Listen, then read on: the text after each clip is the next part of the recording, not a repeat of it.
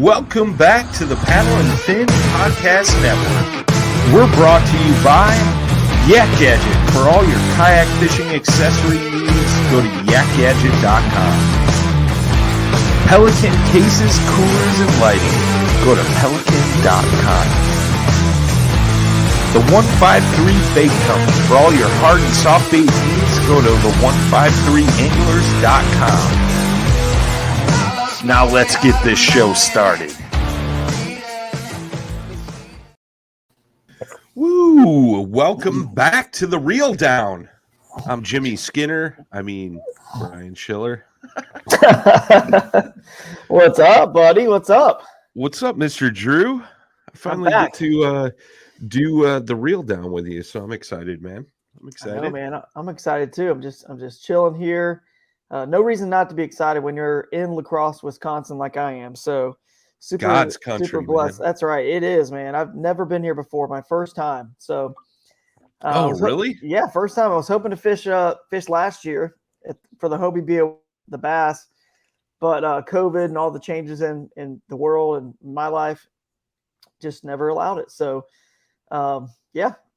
Right First on, time. man. I'm excited, dude. I was out there pre-fishing today. I know we'll get into a little bit of that later, but it's beautiful. There's plenty of fish here. There's no doubt about it. So I'm excited to see if I can't dial it in, find the real juice within the juice to catch some bigger ones. I tell you what, the guy to watch out for up there is Jeremiah Burrish. He is the stick up there. So really, watch out for him. If you see him on the water, keep following him. I know he listens, so he'll be watching out for you. What's he fishing out? What's he fishing out of? What color is it, so I can know if it's him or not? He's in a bonafide. Last time I saw him, I think it was a gray one. So just watch for him. Yeah, sounds stealthy. He's like incognito, kind of being, can't see those gray ones from far away. So right. All right. Cool, man. Well, no real big events last weekend, so we're gonna dive into the fantasy.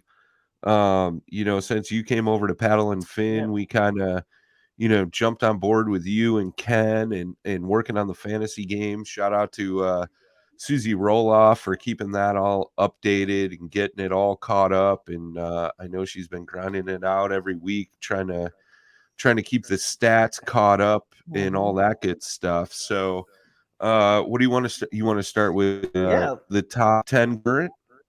Yeah, let's do it. And you can post it, and I'll post this as well to sort of promote this episode. But first, let's explain what it is. A lot of you guys are playing the game, so you get it. But basically, you pick 6 anglers, right, at the beginning of the year. So at this point, you got to look forward to next year to get into it. But the reason why we're talking about it now is so that you can get excited about playing it next year, because Susie's keeping up with it really well. Paddle and Fin's going to be, really pushing it. And, I'm sure we're going to have a little side pot for all the hosts or something, right? You know what I mean? Like a side league, right? Sure. So we got to put some money in there. Got to have a little competition. And so basically you pick 6 anglers, and there's a salary cap. This year there was a salary cap. I think it was like $50,000, and we set the salaries on all the players based on how they did the year before. And the points are through basically just the money earned. So when you're cashing checks, you're, if you get a $10,000 check like Jody Queen did at the what was that, the beginning of the year, he won the 10, then if you pick Jody, you would get 10,000 points for your fantasy team. And it's just the total. So what I want to do, actually, I forgot to also pull up who is leading. Let me look and see who's leading so we can. Do you want me to share the old one or the new one first? Let's share the new one real quick. I want to see 2021. I want to see the leaderboard. If I can pull this up. Here we go. I'll pull it up on the screen as well. So here we go. Yeah, if you can get it on the screen. And I'm talking about not the money list. Actually, this is actually the leaderboard. That's what I forgot to send you. So this is I can share my screen if you want. You want to do that? Yeah. Do that. If it'll work here. I know I'm on some shoddy Wi-Fi here in La Crosse at this cabin, but I think we can make it work. So check this out. This is how it looks, guys. So this is like all the people who are playing. I don't know if you can see it yet or if it's put on the screen, but there we go. There we go. So and some people don't use the real name, but obviously you can tell down here, Brad Hicks is in 10th place. So, because he says B Hicks. So Steel City Slickers are in first. If you click on their team, you'll see that he's got Russ, or he or she, could be a she, Russ Snyders, Brian Howe, Ryan Lambert, Jamie Broad, Shane Williams, and Mark Pendergraft. Well, clearly he's, riding. Well, all four of those have done real well for him. Sure. Earning, Russ is the leading money earner at this point. I think Mark is like third. So, and Brian Howe is probably like fourth or fifth. So that's a good team right there. And then if you go back, let's see. Whoops. How do I get to? And Mark Pendergraft was the one that won the Bass Nation Championship, correct? Yep. That's right. So Phil Robertson, let's see. Now, I don't know why there's only 4 people showing up on his team. Maybe he just picked 4 people. Yeah. But he's got Jody. He's Russ, got one myself. of the most important people, though. Drew Gregory. Hey, I'm holding my own, dude. I'm at $12,000. So holding my own for not fishing as many as some people are able to, and sure. not even winning yet. Right. I'm impressed that I've got that much for not having a win. Oh, Ryan Van Tine, look at this guy. He is again only 4 people showing up, so I don't know if that's something's off with that or what. But you get the idea. Let's see if we go to Brad Hicks would have done it right. So where did he go? Wasn't he just on there? Yeah. In 10th? Where'd he go? What's going on with this thing? Yeah, where does team go? It's glitchy. It could be glitchy. I thought we had this all, but square. Yeah, I don't know what happened to it. I could have done something wrong and gone to the different thing, but anyway. Oh, did you maybe go to 2020? I maybe was. Maybe I was in the wrong one. But let's go to the here's all the players that are in it, and then the stats. So just so you know, let's do the cash winnings. This is this year's stats, just so we have them here. And just so you know, guys, the way you are able to get in the game, actually be a person that's in the game and be picked, is if you cash a check the previous year at any of the 3 national tournament trails. This game is only following Hobie, Bass Open Series, the Bass Nation Kayak Series, and the KBF Trail Series. That's it. Just the 3 national trails. It's like impossible to create a game for all the local and regional. And if any of these anglers here fish a local or regional, it doesn't matter what they win. It doesn't get added to this. So this is just money earned on those national stages. So right now, looks like we got Russ at $26,000. Last year, he was at 40, and we'll pull up those stats from last year too, what everyone ended at. He was at 40-something thousand, and he was technically first in last year in the game, but actually technically not, because Matthew Connett was really the one who earned the most because he won the KBF National Championship, but Connett was not in the game. But you guys get the idea. Yeah. Right. Jody Queen was second. We're currently in second with 25,000. Pendergraft, like you said, 20,000. He won the Bass Championship. Ewing Minor has got a couple wins, and I believe a couple wins, and then maybe 1 win in 2 seconds, but he's up to 16,700. Brian Howell at 14,000. He's got a win. I'm sitting there at $12,600. Don't have a win, but Cody is right below me at $12,000. Has a win for sure this year. I believe KBF Trail Series win. Nate Gloria won. He won something earlier this year, I believe. Guillermo won. Nate's got $9,800 for those listening on the podcast and aren't watching this. Guillermo Gonzalez has $8,500, and Rick Garvaglia, 6,717. That rounds out the top 10. Nice. So, so a lot of, and why we're doing this is just to kind of show, like, there's nowhere to pull all the stats from the 3 trails together. If you got the NBA or the NFL, I mean, whatever, the PGA Tour, all their stats are right there because it's just one tour. We're pulling all the money together so that, A, we can follow along with everyone's progress, highlight and promote these anglers, which is going to be a big part of continuing to grow and build the sport. We got to grow and just promote our stars. We have to. That's the way Bass and anybody, I mean, they promote their stars. It's the Seth Viders, the Chris Zaldanes, the guys, the Polynix, they really highlight those stars. We've got a lot of cool characters and great anglers and guys with incredible personalities in our sport, and we got to promote them. So this is just something that Ken and I created to tabulate it all, and we can have fun doing it because it gives everybody out there a reason to follow along with all of the tournaments, right? Yeah, And I know absolutely. we don't have TV or anything to follow a stream, but we do. Tourney X is still pretty addicting to hit refresh on,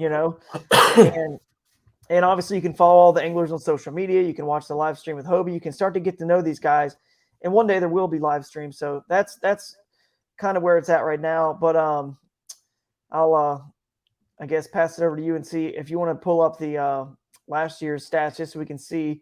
Again, keep in mind Matthew Connett was really the top earner. Now this year something is cool. Susie is adding in anyone who was not in the game, so no one was able to pick them this year. If they win, then she adds them, right? Yeah. So now so this year is all accurate. Like the money list is a true money list, accurate. So the only event that's not updated is the last BASS event. So Mike Iaconelli's name will show up very soon with whatever he won and whoever else cash checks there. But you can see last year. Last year Russ Snyder's 41,267, Ryan Lambert 31,600, Jody Quinn. Champ, Yep. I think 30,000 that was at the TOC. Yep. So those big events are where you really need to have the anglers that win those to really win the fantasy game. So yeah, and I think what Russ won. This would have been 2020, right? I think he won a championship or something last year, trail championship or something along those lines. Yeah, I think he might have won the Trail Series championship. I think you're right. He definitely was won AOY, and any money from AOY goes into this as well. And the 10 Invitational and the 10, that counts towards this as well. Yeah, Jody Queen had 24,017, Drew 21,736, Cody Milton 16,785. Jackson Orr was in that top 10 with 16,196. Man, that kid won a lot of money last year. Derek Brundle 15,173. Jordan Marshall 13,243. Ron Champion 12,000, and Corey Dreyer with 11,075. Yep, those are all the anglers that were over 10,000, and is that the top 10? I think it basically is. But yeah. Anyway, it's a cool thing, man. I just think it's just cool to promote our stars and really, they can use this. They can go and reference this as well whenever they need to, and kind of just. I know a money list isn't really, it's the closest thing we have, though. You know what I mean? It's to like showing a sponsor or showing someone like, I can say, for example, right now, hey, I'm the current reigning Hobie Bass Open Series Angler of the Year. I'm currently in second, but it really doesn't show the whole picture of all that I fish because I fished the Bass Nation stuff. I fished KBF, so that's kind of the closest thing we have where it brings it all together where you can really see. And is it a little bit, a few people, it's a little bit not unbiased, but unbalanced, I guess. Because if you do win, like Matthew Connett won one event, right? That huge KBF National Championship and was over 60 grand. But, it's the biggest event, we have, biggest payout. So, but anyway, it's pretty cool. And hopefully the further we get towards this winter, where I know we're going to build up a little prize package. This is all free, guys. We're just kind of doing it for you guys. Free, just something to follow along. And I know the trails are getting better about getting us the payouts like right away so that we can have it updated by Monday. Because I know when tournaments are over on Sunday, you probably want to see what your fantasy team is looking like. And next year, I'm hoping that, if a lot of you guys are friends in local kayak fishing clubs across the country, like tournament clubs or just fishing clubs, whatever, you guys could put in a pool of money and compete against each other. You know what I'm saying? Because you can actually create your own separate leagues when you join this game. You can create a separate little game between you and just your friends, and then you're also in the overall league. So that's the ultimate goal, is to get everyone excited about it, give them a reason to watch all these events, and cheer for their favorite anglers, and because on this show we bring on a lot of these anglers, obviously, that win. They're on this show. We're trying to get you guys to get to know them and give you a reason to become emotionally like invested and attached. Like every sport that's successful, that's the secret sauce. I'm telling you. I got my master's degree in sports management. I don't know if you know that, Brian, but I'm a I huge didn't know sports that. Yeah. guy. Yeah, I'm a huge sports guy, nut, and that's why I'm really love talking, like in debating with Armando and you guys about how the structure of all these tournament trails should be set up. But anyway, that's just something I'm passionate about. And one of the secret sauces for sure is to get an emotional attachment, a tie, to the viewership, the fans, right, to the athletes. Okay, and that's why they promote their stars like this. You need a tie. That's why Bass. It's unfair in some ways, but they do promote certain anglers a lot more. Yes, because they're winning, so they have the excuse. Well, they promote them because they're winning, but also because they have the personality that sort of just fits it. And it's hard to promote 100 in the Elite Series with Bass. It's hard to promote the 89th guy out there. You know what I mean? That's not really winning. It's like people can only cling on to so many. You know what I mean? So many Sure. people. That's why the average person knows the names of the quarterbacks in the NFL, or at least some of the big names and some of the big running backs and wide receivers. And that's it. You don't know who's the left tackle. You don't know who the guard is or the place kicker. So anyway, we're trying to get that in kayak fishing, and hopefully this will help. And you guys are enjoying it out there who are playing it, but it does no good if we don't keep it up to date as quickly as possible. And that's also trickle down from the leagues trying to see that, hey, we're promoting you guys. So get us those payouts ASAP so we can enter them. And I think we're finally there, man. We're finally there with all the leagues and with you guys taking it over. So I'll shut up and let you add anything Yeah, else. no, it's cool, and like you said, it's a good way to get folks like following along. Like this is the only spot that all three of those trail series are combined, so it's kind of unique in its own fashion. I think For sure. folks that may not know, or what's cool is this isn't the first year, right? So guys and gals can go back and look at last year's, this year's, going into next season, and make an educated guess, and then that gets them into the sport and they're following along. Like that's what we need is more outside eyeballs on the sport of kayak fishing to help it grow, so to speak. Yeah. And you just can't hide. Like you can't hide behind it. It's the facts, right? So if for example, I'm not gonna like pick on anybody, but let's say there's somebody that everyone thinks is just this incredible angler and he's talked up in all the forums and certainly probably is a very good angler, but this is actually like where you can go and see the hard data. Like how is he really stacking up? Is it just something in our minds, or are they better than we think they are, or are they worse? Or no, that's a bad thing. Worse. It's not bad. If you're winning anything, you're good. But you get what I'm saying. Or is it Sure. really? This is where you can really tell. Like you can't hide. This is everything pulled together. And when we're basing, power rankings for the KBN does their power rankings, and a lot of organizations do similar stuff like that and whatnot. So this is something that they can kind of look at and just kind of base that off of, instead of just a lot of fluff and hearsay and people, just talking. You know what I mean? It doesn't Yeah, really have for any sure. For sure. backbone to what they say sometimes. Just Yeah, it's not a popularity contest, it's yeah, actual winnings, yeah, which is good. We need yeah, that. yeah. And We you need just that for said, like, sure. I mean, who probably thought Jackson made $16,000 last year? You know what I mean? I knew he made a decent amount of money. I didn't realize it was that much. I gotta call him for a loan. Yeah, no doubt, man. I want to say, he was high in the KBF National Championship. He was second. I don't know if he was second, but I don't remember who was second last year. Or was Jackson second? Because he won. Probably a lot of it came from that KBF National Championship, but I can't remember if he was second, honestly. But anyway, but yeah, this is fun. Let's see if we can get somebody over, over $100,000. I know we had a national champion that won that one year, but it'd be cool to see if we can get somebody over $100,000 one of these days soon, next few years or something. Yeah, I mean, we're close, that's for sure. Yeah, no doubt, man. That is for sure. I'm trying to find the results from that. national championship, from because I last year. know he was up there, and I'm pretty sure. I think he was leading after day 1, and then day 2 he was still right up there. Maybe I just feel like if he got second, second was probably maybe second was only like 15,000 or something, and he won like something else. Got a I don't know, but I'm excited about this. I hope you guys are too. And it's free, so why not play it? We'll round up some prizes and for next year as well. And in the you're meantime, right. He took second.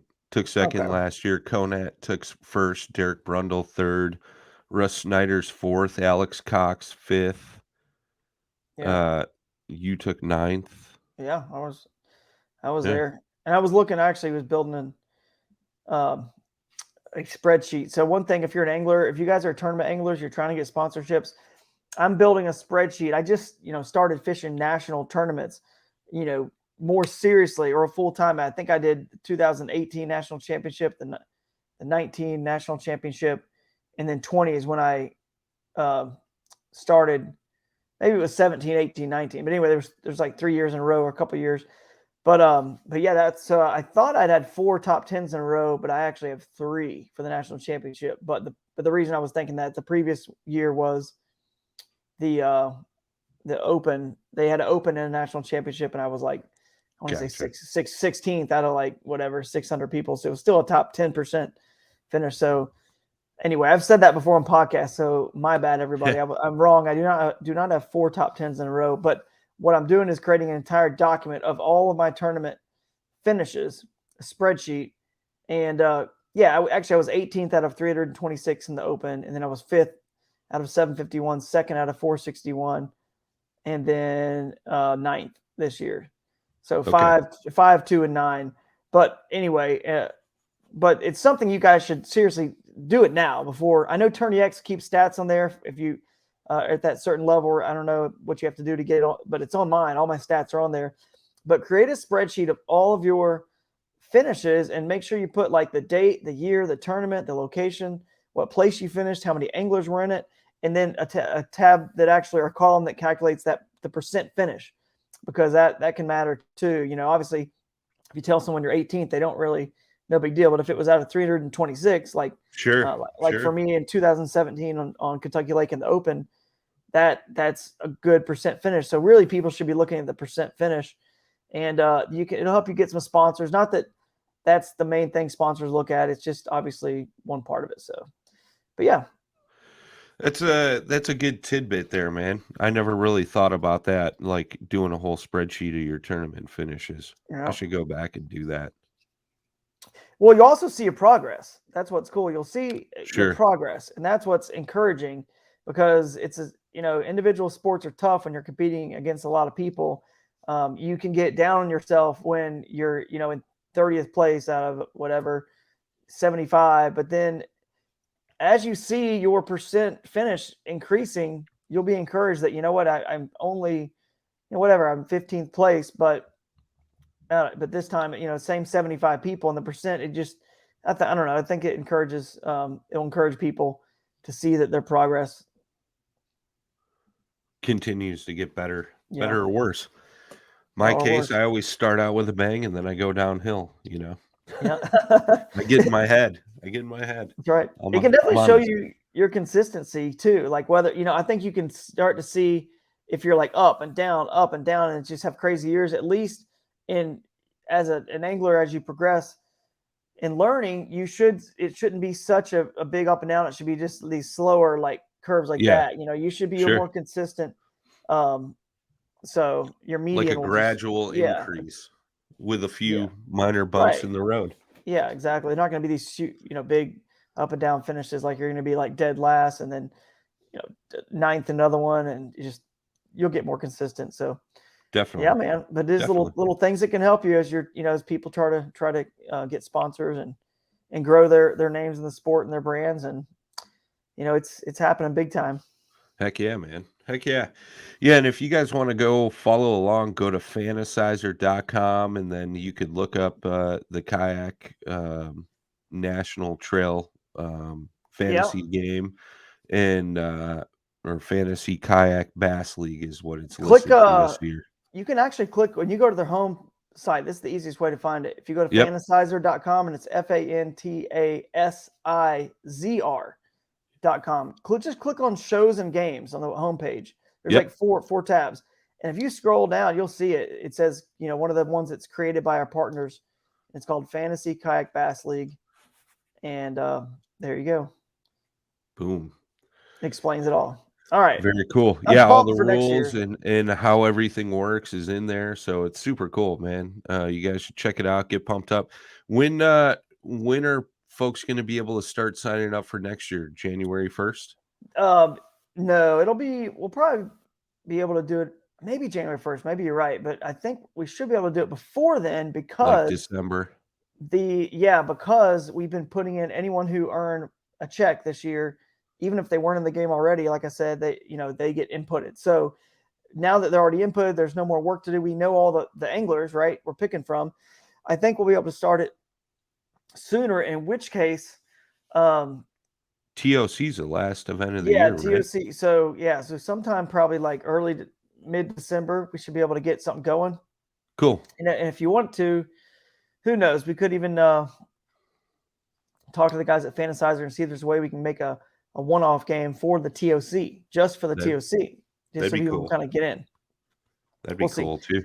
But yeah, I'm pumped about it, man. And Sweet. We'll start drumming it up and get people excited about it because it's fantasy football time. I play in a league with a bunch of my friends, and I like football. I would still watch it because I do like it, but my goodness, it makes me want to watch it so much more and I'm so much more invested. And I think that people are starting to see this game right here as a way that we can really, as fans, become invested.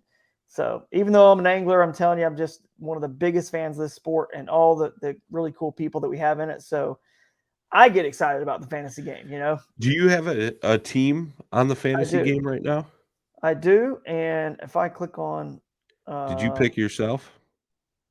I did. I always pick myself because you got to have confidence in yourself. I'm trying to think if I'm not logged in, and I don't even remember my login. So wait, I can sign in through Facebook. Let's see if it'll let me do it. I'll see if it'll work here. Well, I scrolled through and I was looking at last year's standings, and my good friend Craig Dye had picked himself last year. So shout out to Craig. Smart man. There you go. See, I think you got to pick yourself. Yeah. All right. So I did. Let's see. I don't know how to find myself. It's been so long since I've been on here. I don't even know how to find myself. Let's you guys can check out the fantasy stuff. We'll drop the link to the Fantasizer in the show notes so you guys can check that out. But Drew, you're up in La Crosse. You've been doing some pre-fishing, some looking around. So this is a tournament show. Why don't we talk a little bit about like what you do for pre-fishing, how you're kind of looking for spots to fish come tournament day and stuff like that, man. Yeah, it's actually I have a very backwards approach to it compared to I think most people, and I can only really do it this way because I do have so much experience on the water fishing. I've been fishing all my life. I don't want to go into all my history here, but obviously, I've got some good tournament results and people know I'm the angler of the year on the Hobie side and all that. So some credibility with the fishing, and that's all because I've been fishing like literally all my life. Hey, dude, I was single till I was like 35, right? So, I mean, what do you think I was doing, right? And I had no long-term girlfriends ever in the whole time. Maybe like one for like a year, and all the rest were short. So no other responsibilities. I was just fishing. And so because of that experience and most of that probably in about 2002 on became exclusively rivers too. Before that I fished whatever. But anyway, so because I've seen so much water and so much habitat and traveled all across the country with Hooked on Wild Water show that I hosted, and I mean, and back when I was with Jackson, I mean, my goodness, I was all over the country too, just going to different places. I've seen the environments that bass live in all over the country, so I'm familiar with them all. And I honestly think, Brian, I don't think I've ever said this anywhere, but I think that's one of the keys that helped me win the AOI for Hobie last year, because I was just as comfortable on, Lake Dardanelle as I was at Susquehanna, as I was on the Coosa chain, and then the Tournament of Champions on the in Knoxville. It was all like, hey, I've been to these places before. I've been to, all the areas of Old Bass before, filming and whatnot. So I go about the pre-fishing thing very, very backwards from most people, because I absolutely can't stand burning fish during pre-fishing. It's like the Yep. art of not catching fish, but finding fish. It's very, challenging. I don't like to burn them up and catch them, just because you want to really, when you have a 2-day tournament or a 3-day, you really want to be like hitting your stride around like day 2. If day 1 you just kind of keep yourself in it, but like you're hitting your stride and going up, because you've learned more and more and more. And you can't do that pre-fishing, because if to do that, you got to catch them basically. And Sure. so it's just hard to do it. So what I do is I go and create a map on Google Maps. I use Google Earth Pro, and this is like obviously like well before the tournament. When the tournaments are announced, that's my favorite time of the year, man. And I can't wait till we do a schedule show. I know Jimmy's looking forward to that once the schedules are out.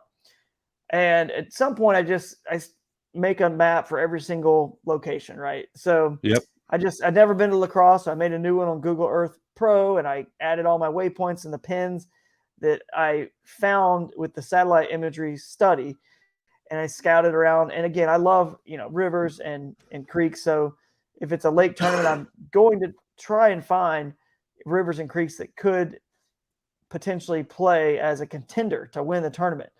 It's challenging sometimes. There's a lot of big fish in lakes. They can get big, fat, lazy, a lot of bait.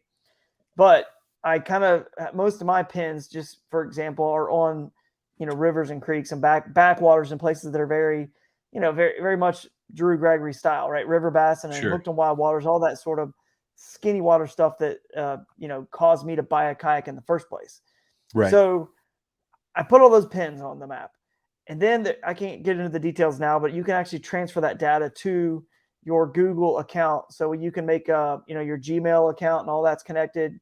YouTube, you actually have maps that they can save online, because Google Earth Pro, it's not something you can get on your phone, right? So you need to transfer Right. those waypoints, and it's good to use Google Earth Pro. And the reason why you're saying, why don't you just go straight on the internet and add those pins, those waypoints, because Google Earth Pro lets you go back in history and time and look at different satellite images when the lake was lower or the river was lower. You can see structure and you can learn some things, get a better view on the Pro edition. So that's why I use the Google Earth Pro. So then I transfer them to my Google account online, right? And then that I can pull up on my phone. So now I've got all those pins on my phone. So when I go to a tournament, that's what I did today. It was my first day here. And I drive around. I mean, after I get the Airbnb organized and set up, and that's like the first thing, because you want to be organized. I actually don't want to skip that over. You want to be super organized wherever you're staying. Like, it's a huge part to win. I feel like the most organized it ever was on Lake Dardanelle, where I won. And maybe it's because I was by myself and I had time, and I got to bed at like 8 something every day. I mean, it was super not normal, right? I know when we stay with friends, and I got some guys coming in, Ken Morris and Clayton Hask, they're staying here, and we're going to, have fun, have a few drinks, and just have a good time here. Sure. But if you can get organized, super organized first, and I bring the whole kitchen sink with me, which is probably backwards from what people think I would do, because they know me as a very simple little 10, 11-foot kayak with 2 or 3 rods, 4 rods max, fishing a river. Sounds, 1, 2 tackle boxes, very simple, right? Well, the reason I can be that simple is because I actually bring everything, and it's in the Airbnb. And during the pre-fishing, I narrow it down to which 3 or 4 rods I need. But you just never know when you're going to need that one thing, 1 or 2 things, right? So I bring it all. Right. The motor guide, the batteries, it's a Hobie event. They don't allow motors. It's here. I might need it during pre-fishing. It's all here. But it does. Then I build my tackle box for the event, based on all that happened during pre-fishing. And I actually don't take much, just a few rods and just 1 tackle box and some soft plastics of what I've dialed it in. Because, that's the plan. You want every bass boat pro. When you see them with it's very rare, but when you see a bass boat pro with 2 or 3 rods on their deck, they are so dialed in. And every time you see that guy is in the money, Yeah. he's in the top because he's got it so dialed in. He's so happy with what he's found and the way he's catching them that he can just put all the other rods away. He knows exactly what the fish are doing, and he's figured it out during pre-fishing. So my goal during pre-fishing is obviously to do that, so I can just take 3 rods and get into the wild places that I like to get, not break rods and have too much stuff with me. So anyway, that's my goal during the pre-fishing, right? To dial it into that point where I just need a few. So then today I'm driving around, right? That's the first step. The first day I'm actually out in the water. I never even launched my kayak. I have a little 10-foot Crescent ultralight in the back. It's like 40 something pounds, super lightweight. And I'll drop it in and fish for 5-10 minutes and on a lot of the pins that look good. Today, it just never really felt like dropping it in. I just kind of fish from the bank. And what I'm looking for is, the water clarity, the current, if there is any, the vegetation, the structure, anything like that. You're looking at it because you're taking notes of it, and you want to take a picture. So every bridge or every landing or every ramp, whatever, canoe access, whatever you found, right, that's a public access. And again, you want to go click on or download the Farwide app to help you find out what some of the public accesses are. You can obviously see what they are in Google Maps too, and find some of them, but a lot of them, it's easier to go on that Farwide app. But you want to, as you're driving around, take a picture with your phone. I've got the iPhone. I take a picture every time of the water, the bridge, whatever it is. I take a picture of it so I can, on the iPhone, it's cool because they actually have a map. So you can go and look at your places on a map. You can zoom in. I don't know if you have an iPhone, but it's cool because now I've got a map of exactly where I took that photo. And I never forget. I don't get confused because when you first start doing this, if you don't take pictures, you just think, oh, I'll remember. I like that spot, looks cool. I'll remember that. By the time you circle the entire lake and all the access points, the places you could see the water, and you take a photo, you are so confused on what was where. So take a photo. Okay, then you obviously you have it in your memory what that looked like, but then you can start actually pulling away pins and waypoints. Like you take them away, ones that this wasn't as good as I thought, didn't look that good, didn't really see any bait fish in the water, didn't see any life, didn't get any follows or whatever with your few casts from the bank. It just didn't feel right. That's what I'm saying. Sure. I can only do this because of the instincts that I've been, fortunate to gain over and accumulate just over time. Sure. I couldn't pre-fish this way if I didn't have that understanding of the bass and where they live and what they need and the habitat and water current, temperature. By the way, I do also take the temperature sometimes, not during the, once you get into the spring and the summer, I don't worry about it. But I got a digital meat thermometer from, just Walmart or wherever, sure, order on Amazon, and stick it in the water. And so a lot of the places I go in the fall, in the winter, and spring, it's important to have that and check the water temperature as you're doing this. The hardest part about this, and it's weird. The first day I try not to put the kayak in. And so, which is why I didn't today. The reason I try not to is because once you put the kayak in, you are too tempted to just keep fishing. And then you never, ever get to see the entire lake and all the access points. And then that's because, that spot looks good. You might have caught some fish there, but you're not after just some fish. You're after the biggest 5 fish you can possibly find, right? It's like fishing for a different animal. It's like redfish, when they live in the marsh when they're small and they're juveniles, they become bulls, they live out offshore. Big bass are very similar because you almost have to fish for them in a different way. Like they're a different creature sometimes. Sometimes it is just a numbers game, weeding out, the small ones, and you don't fish for them a different way. But you pretty much always do, in my opinion, because if you're weeding out a bunch of small ones, you can upsize your bait. You can do some things to kind of fish for them in a different way. But what I'm saying is they actually live on, in some different structure, different stuff. You'll notice all the big ones have a pattern. So all the bass have a pattern. I've been catching fish here, but the big ones have a pattern within the pattern. That's the big fish pattern. Sure.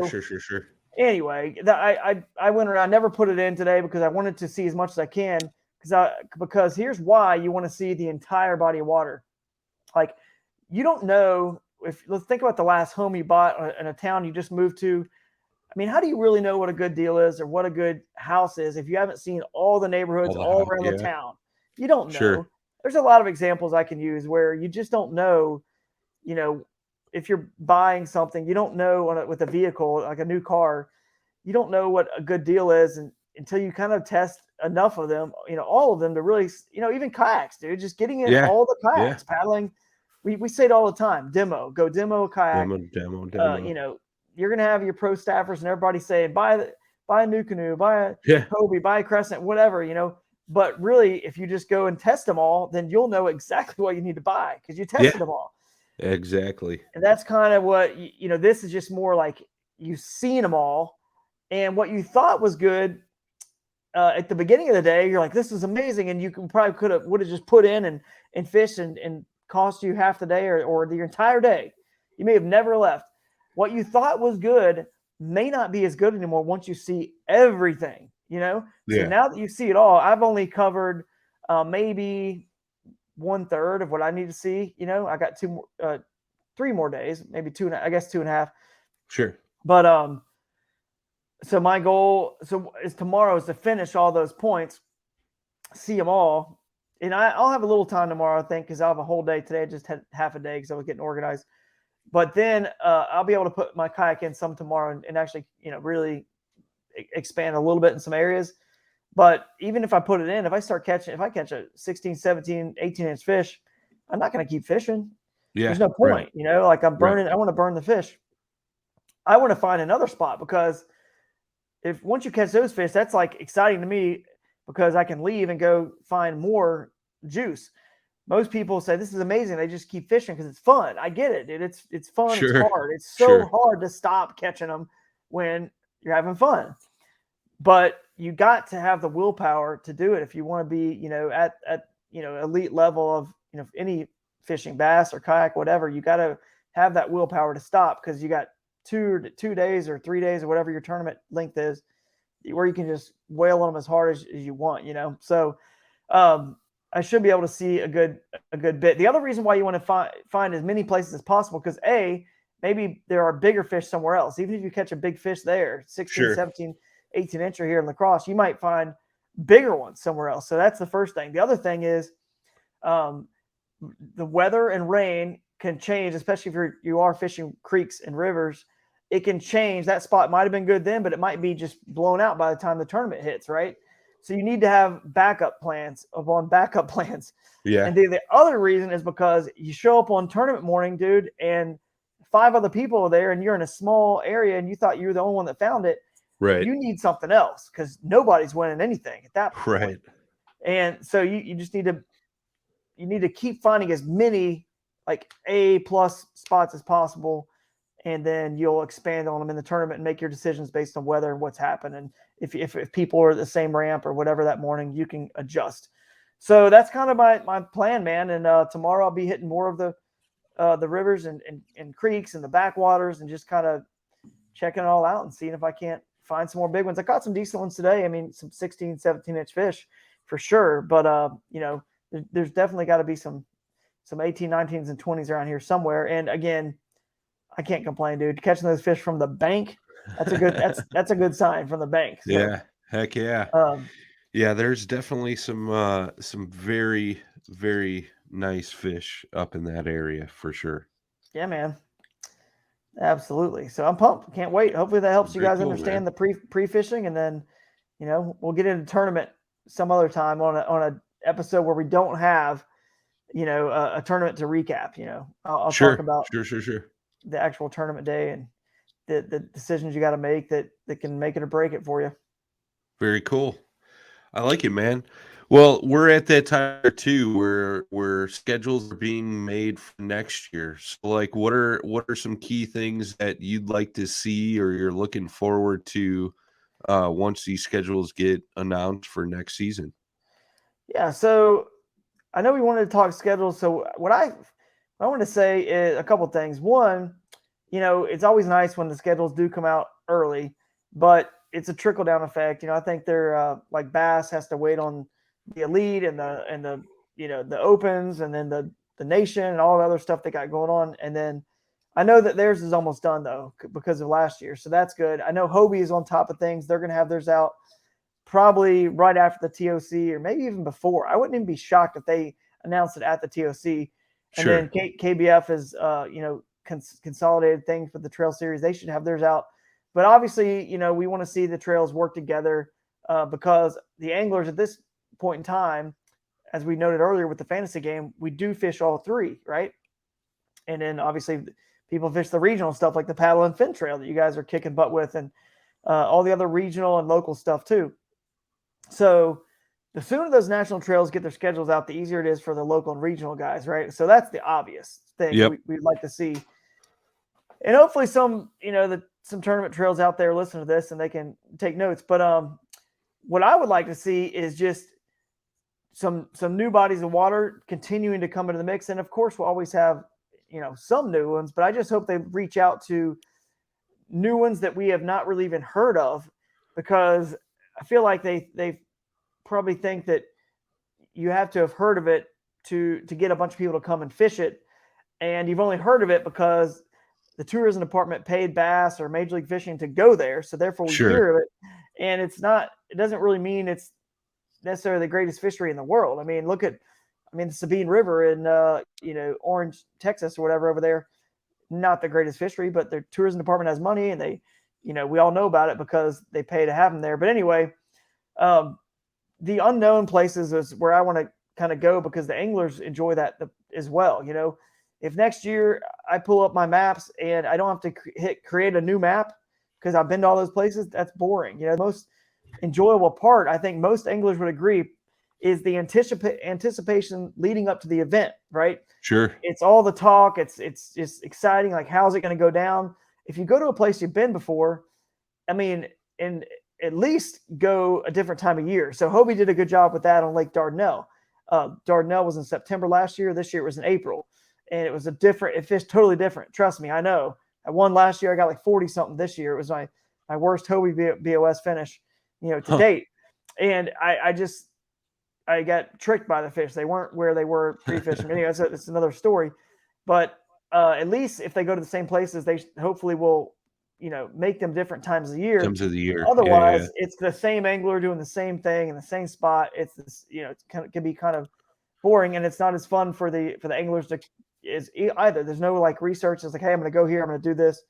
That's it. So we want to be challenged. Our minds, we want to be challenged, and we also love fishing new water. Everyone loves fishing new water. So that's what's so exciting to be up here at La Crosse for me. But I'm telling you right now, this place, somewhere in the Mississippi should be in, kayak fishing events every year. This place is unreal. All these pools, all the way from, Minneapolis, I'm sure up there above Minneapolis down to wherever it stops being Bassin, north of St. Louis somewhere, probably. They all should be considered, dude. This place is unreal. Yeah, it's crazy. But new places like that, like there are places on the Mississippi that have money as well. And there's a reason why we go to La Crosse. And, it's amazing. They've got tourism department money, but we also hear about it a lot. And it's marketed to us on those major bass boat trails. But they go there. A big reason they go there, yes, the fishing's great, but the cell signal is amazing. So when you're near a big city, you got cell signal. So they're looking for cell signal. We don't have to. So I would encourage and hope that the tournament trails, when we see schedules coming out, we're finding new places because we don't live stream yet. This is our perfect time and opportunity, because one day we will be, right? We won't be able to go to some of the places. We can go now because we don't require cell signal strong enough to, stream live. But anyway, sure. I would just hope some new places like what about the St. John's, dude? Like the St. John's River is amazing, but not where the guys go in the bass boat world. What about from Astor down? The St. John's is started at the headwaters, in the what's the other lake? Champlain, right? Have all those giant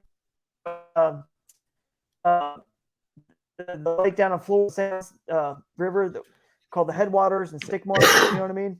It's like the one that everyone goes to down there to catch those big. Christine Fisher caught a couple over double digits that one day, and down there. Well, that's actually the headwater because the St. John flows north. So what about different sections of that we never see the bass boat guys go to? It's super wild, just like this. The Susquehanna was a good example. I mean, even this Wisconsin river is big enough, to have some stuff. So you could do a tournament where it's like you could fish the Mississippi and the Wisconsin, and there's a lot of wild places. But anyway, I wrote an article on bassmaster.com. You guys can read it, where I talk about how there's 130 lakes that are 8,000 acres and bigger, right? And there are only about 40 lakes that are the size that, in that 30,000 acre size that the Elite Series and the Major League Fishing guys, they need those bigger lakes, right? They prefer them to be, really big, like 100,000 acres. Right. Champlain's and whatever, like Lake Ouachita's, just giant lakes, 70,000 acres. They have to, because they've got 200 boats. Some of these, the Bassmaster Opens have 200 boats or whatever, 250. Major League Fishing smaller. They don't have to go to as big of a places, which is why you see them sometimes not.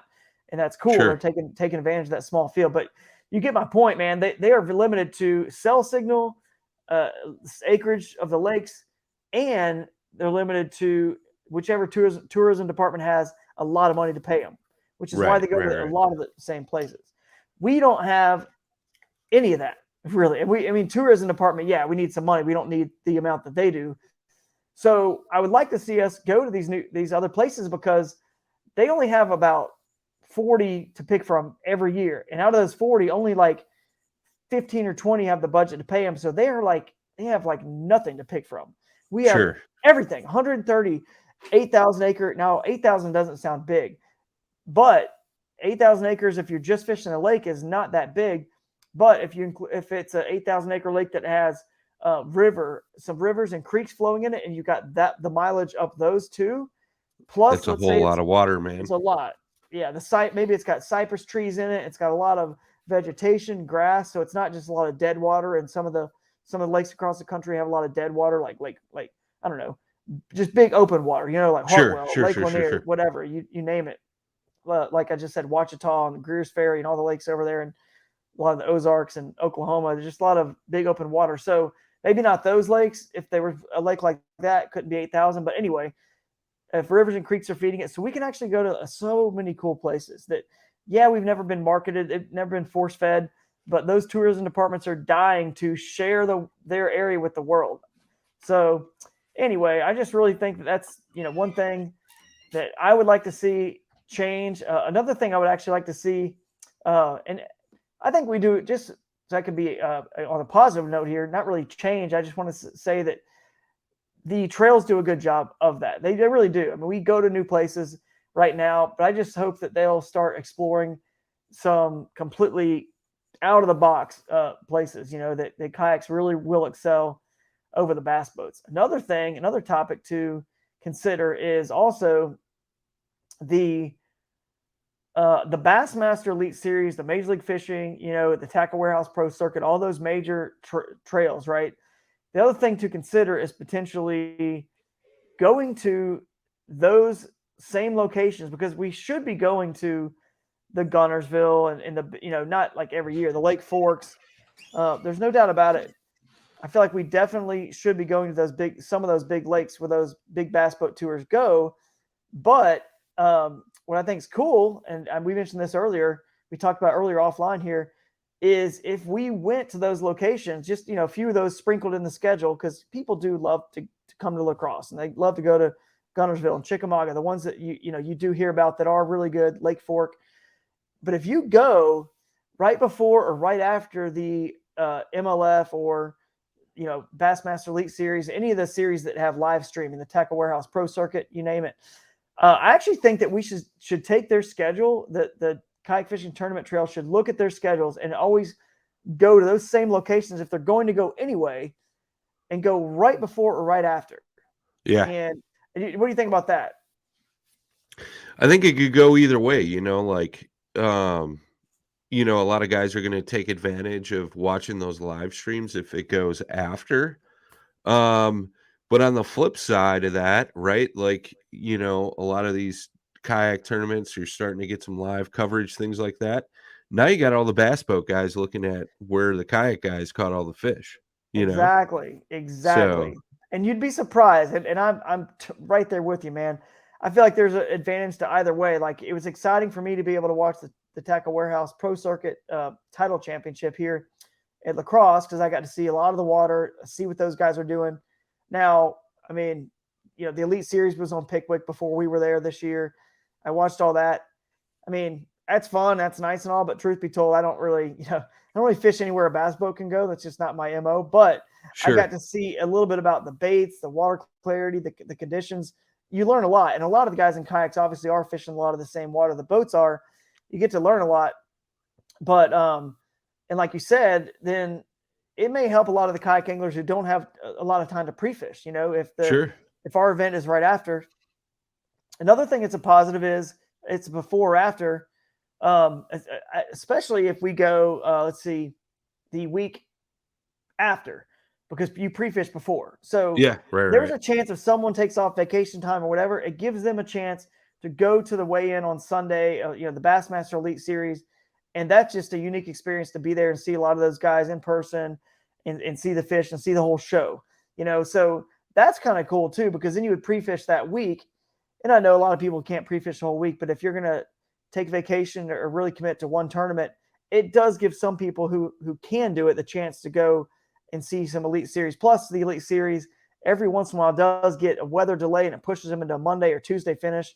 And you just have a shot to be there and see those guys and see all the show. And that's hopefully helps show the bass boat world we're there to support them too. Like, we're all in this together. Sure. It's all, the bass is the hero, not the boat, not the kayak. It's about the fish.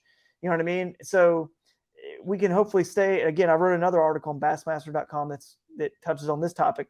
We want to show them like we're supporting them. We're not in competition with the bass boat world. We don't want to merge into their lane too far. We want to stay and doing our thing, but share that mutual love of the bass. So anyway, that's a cool thought about having it before. But anyway, if you flip flop it and the bass or Major League Fishing events are after us, like you said, then they actually, I know for a fact that I was talking to somebody, I think it was Champlain, Brock Mosley in the Elite Series and Hank Cherry, I believe. I think Hank is maybe but they were asking Stormy from Dakota Lithium how the kayak guys do that. They were checking up on how we did because they had an event, I believe it was Champlain after. Yeah, right after you guys. They were definitely, actually, yeah, it was after. So, and they're able to see. The other thing it does is it lets the major media, not just the kayak fishing media, which all already follows what we do, but if we can ever start to creep in and get some mentions in the major mainstream like bass boat, I say bass boat, but it really is bass boat, but it should just be bass world, but it's bass boat world media.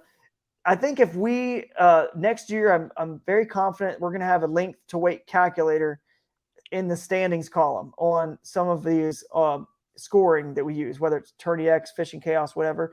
I think because I've been working and talking to them saying we need to, get this in there, right? So, and Dwayne Wally's mentioned putting it in there. So hopefully we'll have a length to weight calculator in our standings. And what that will do, let's say we go the week after or the week before, dude, the fishing's pretty darn the same. You know what I'm saying? Like a week before, week after, it's pretty much similar. So if you have that length to weight calculator and you see in the column that Travis Von Neumann on Lake Champlain and the Hobie Bass Open Series caught like 23 and 24 pounds. One day he might have been up to like 25 for 2 days. That was more than anybody, I believe, on the Elite Series caught in one day. And he did it 2 days. So I'm just saying it would give us a little bit a chance for them to really see like the weights that we're catching. Again, it doesn't matter if it's before or after, and get us some mentions and get us a little bit of respect because I don't think they understand how well the top guys in kayak fishing are catching them. I know we're not as deep as they are. Those are all pros, right? Every single one of them. Sure. We're not as deep, but dude, the guys who are out there, we just looked over all of them at the beginning of this podcast. They know how to catch them as good as they could be on any of those national tours in the bass boat world. But we just love the kayak, dude. We just love it. That's not our goal in life, is to be on the Elite Series. And I mean, I've toyed with getting in an aluminum boat and competing in some of that stuff. it's just not. I mean, and maybe I will one day. I don't know, but it's just not my goal. And so Sure. I think they still feel like, oh, look at those guys and their cute little, $1,000 kayaks, little engine that could just trying to catch some bass. It's like, no, dude, like you can learn some stuff from kayak anglers that, Oh, that's for sure. if they had Jody Queen or Russ Snyder's on some of that national media, or Cody Milton or Guillermo or whoever, the bass boat fans in the world would learn some stuff from them. And they would be surprised that, wow, like we're learning stuff from these guys. Like, dude, we're all just bass fishermen. We just do it out of a different craft. But anyway, so I like that idea of piggybacking on those trails right before or right after, man. I think it's really cool. It creates opportunities, synergy. And I think that the other thing I mentioned on this topic before we wrap it up is I feel like the kayak fishing world is starting to become like hopefully evolving into what the PGA does, right? So with golf has 4 majors, and it's just perfectly spaced out enough where they're not too far apart. There's enough drama and build up to them. And really, there's really another one that's called the 5th major, but it's like 4 really, really big ones, right? And I kind of feel like we're looking the same way. And we got the KBF National Championship. We got the Hobie Bass Open Series. We got the Bass Nation Kayak Series Championship. That's 3. And what I'm hoping is going to be, I know, it's gotten delayed, the U.S. Open because of COVID. I think by the time that was supposed to be announced already. So anyway, by the time this airs tomorrow, it should be, if it hasn't been already, but it's been pushed back because of COVID. So the city of Cookeville in Tennessee, COVID's kind of like resurgent a little bit. So they're not going to want us to have it this year. It's all pushed back. But anyway, my point is, I think people are finally starting to see that the U.S. Open and the U.S. Kayak organization is a catalyst for the KBF, the Hobie, the Bass Nation. That's not a competition. It's one U.S. Open a year. And then there's obviously chances to get on the Pan American team and the Worlds team. We bring the world together. It's really cool. Hobie does a great job with their Worlds, and I can't wait. I'm going to be going to one eventually when we start doing that again. But it's all in Hobies. It's put in by one manufacturer. I mean, this is a neutral entity that's part of the IOC, the International Olympic Committee. It's the same ones who put on the bass boat, World Championships that Jacob Wheeler and all those guys, fish in. It's for some reason not. I don't think we understand the significance of what this could be for the sport, right? So it's a catalyst, and so I'm hoping, and that if you follow golf, there's the British Open, the Open Championship. There's the Masters, there's the U.S. Open, and there is the PGA Championship. Those are the 4 majors. But guess how many of them the PGA actually runs? I don't know if you know anything about golf, but do you know how many the PGA runs of those?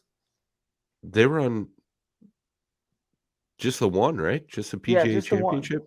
Yeah. That's it. PGA Championship. Yeah. The USGA runs the U.S. Open. They set the course up. They run that one. The Masters is run by Augusta National Golf Club, right? And then the Open Championship is run by the Royal RNA. It's the European group. Sure. So the point is, like, it's really similar, dude. Kayak fishing is getting similar. Like KBF's running their one major, Hobie's running their major, Bass is running their major, and then you got another like the U.S. Open is run by the USA Kayak Fishing Organization. So that's 4 majors. So I would love to see the U.S. Open really fall in and become that next major, and maybe ends up being a 5th, kind of like the Players Championship, sort of called the 5th major. Yeah. There's also the FedEx Cup playoffs in golf, and the playoffs. There's a lot of money at the end of that. So there's obviously room for 5, 6 really big ones. Maybe Paddle and Fin will have be one of those one day too. With how you guys are kicking. But if y'all decide to do it again, I don't know if y'all are doing it, but it's a lot of work for sure. But but we'll see, man. If we can just get those 4 to be like just the 4 majors, and everyone sort of just it stops with any of the negativity between the trails. Yeah, right. Everything is what it is now. It's all shaken out. Let's just fish them all and have fun and just keep continuing to grow this thing and stay positive. Amen to that. Woo! I like it. Did you freeze up? I'm glad I was able to talk somewhat. I froze up on you. Sorry. I'm glad I was able to talk a lot because I know you got a cold. So Um, No, I appreciate it, man. I've been like trying to save my voice as much as possible. So, but no, it's all good stuff, man. I agree with everything you just stated there. As far as the the schedules coming out, trying to get the relevance into the bigger boat world and all that stuff, man. I think we could lean on each other and just all yeah, do good together. You know what I yeah, mean? no doubt, man. Hey, and the last comment on the schedules, it just a bell went off when you said that. The perfect example of the scheduling and would be the Trinity River this year. No one knew anything Yeah, about the Trinity and those lakes. That's the other thing that kayak fishing has the ability to do. We can fish chains of lakes because we use our vehicles to transport. I just want sure, to throw this in here. We can fish chains of lakes, and we don't even multiple rivers, right? All in an area and have one hub, and it's okay because everyone has the ability to fish all of them, to pre-fish all of them. It's totally fine. We just want to support a community. And sure. what the other thing it does, this is super, super far ahead thinking, these tournament trails are going to need support from non-endemics, most importantly, a vehicle sponsorship, right? Anglers as well. When you're highlighting how much your vehicle is running to this lake and that lake and all around, because the vehicles are outboards. Well, guys and girls, Drew froze up there at the end, but I think you guys all kind of got the gist of what he was saying there. We don't really have any tournaments to recap this week, so we're going to close it out. Jimmy Skinner will be back next week. I was just filling in his shoes this week, and so Jimmy will be back next week. I'm sure him and Drew are going to recap the event, the Hobie event up on La Crosse, Wisconsin this weekend. Good luck to Drew and all the other competitors out there competing up in the Hobie event. And we will catch you guys next week. See you.